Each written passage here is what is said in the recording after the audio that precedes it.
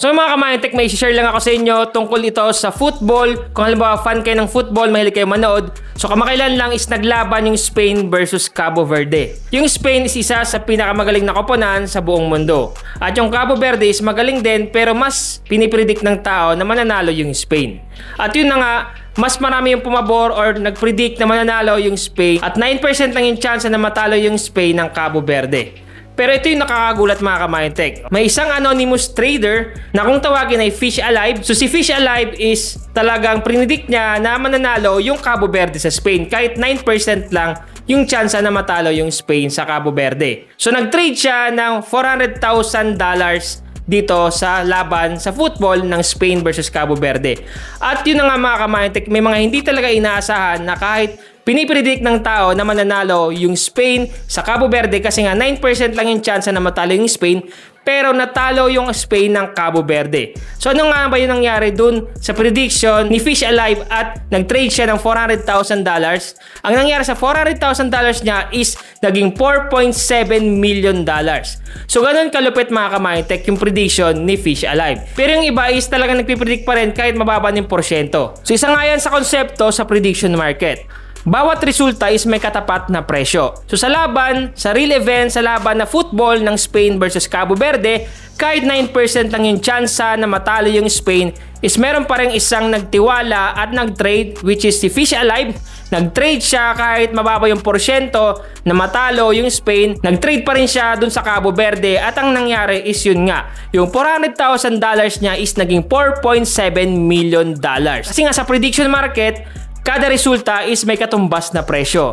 Yun yung presyo na nakuha ni Fish Alive. Yung 4.7 million kasi nga na-predict niya yung lalabas sa market. So ganito rin ipapakita ko sa inyong application. Ito yung TIX application. Ito naman is isang short-term trades lang pero mas maganda kasi nga pipili ka dito ng mga events or mga market kung saan mo ipipredict kung ano yung lalabas. So ituturo ko sa inyo step by step kung paano nga ba mag-predict ng lalabas sa market dito sa TIX. So eto na yun.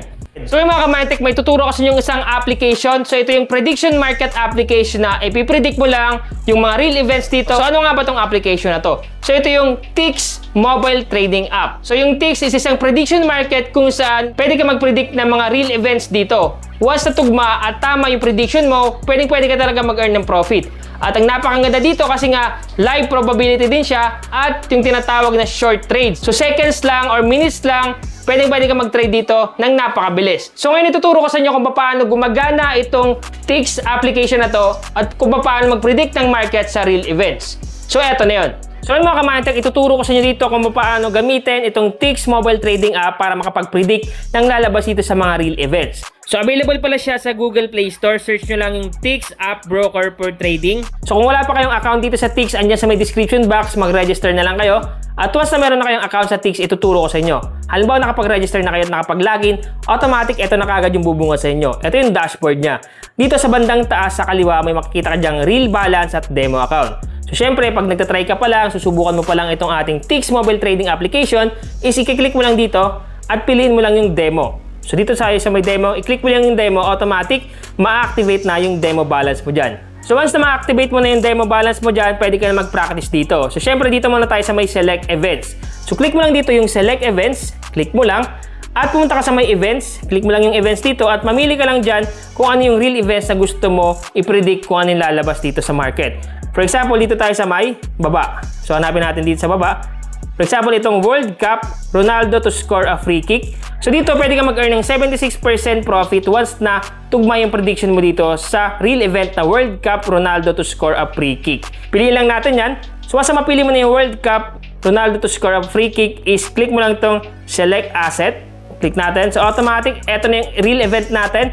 World Cup, Ronaldo to score a free kick. Ngayon, kung makita nyo, ito yung trading platform na to. Kaya siya tinawag na prediction market kasi nga, ipipredict mo kung ano yung lalabas. So dito sa baba, may mapapansin ka dyang buy yes or yung tinatawag na buy high.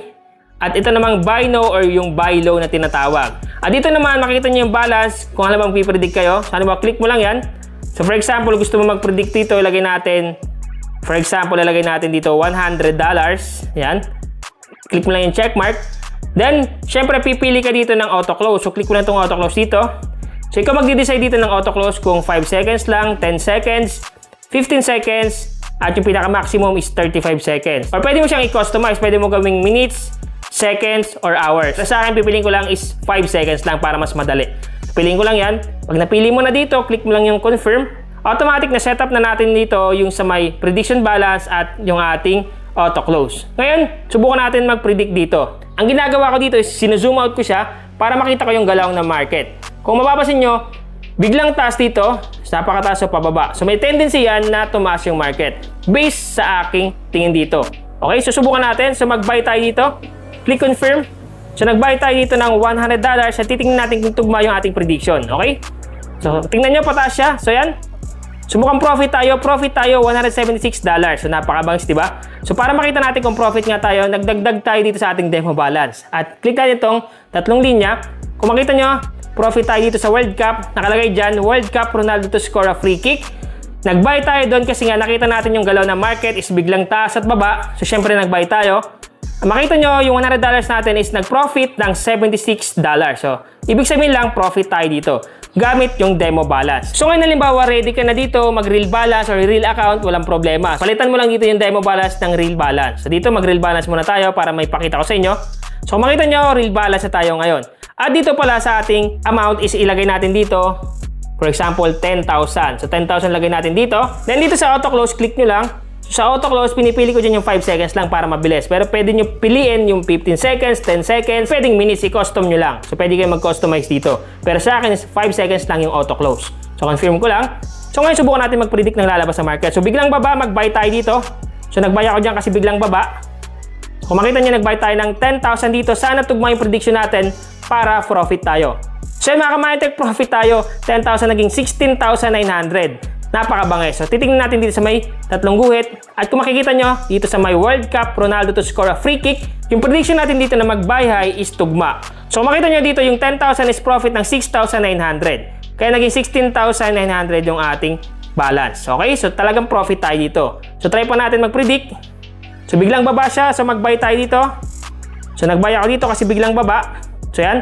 10,000. Sana umangat para tugma yung prediction natin at profit. So yan, automatic 10,000 naging 16,900. Profit na naman tayo mga ka-Mindtech. Click tayo itong 3 lines. Kung makita nyo, profit tayo dito. 10,000 yung ating profit is 6,900. So napakabangis talaga dito sa Tix. Basta ma-predict mo lang yung lalabas dito sa prediction market sa event na World Cup Ronaldo to score a free kick. So halimbawa gusto mo palitan yung events, click mo lang yung select events. Pwede ka dito pumili kahit ano. So kayo bahala pumili ng mga real events dito. Halimbawa gusto niyo mag-try ng real balance dito, syempre magde-deposit kayo dito. So para makapag-deposit, i-click mo lang dito yung 3 lines sa bandang kaliwa, click mo lang yan. Then click mo lang itong finances dito. So dito sa deposit, marami dito mga payment method katulad ng GCash, Maya, and so on and so forth. So bahala na kayo pumili kung ano yung gusto nyong payment method kung magde-deposit kayo. At dito naman sa withdrawal, click niyo yung withdrawal. Dito sa withdrawal is pag magwi-withdraw ka, pwede ka dito mag-withdraw through GCash din. Kung halimbawa yung ginamit mo na pang deposit is GCash, GCash din yung piliin mo sa pag-withdraw para match siya. Pero kung gusto mo palitan, walang problema. So once na ma-setup mo na, i-click mo lang yung new request dyan, automatic, pwede ka na mag-withdraw dito at mapaprocess siya within 24 hours.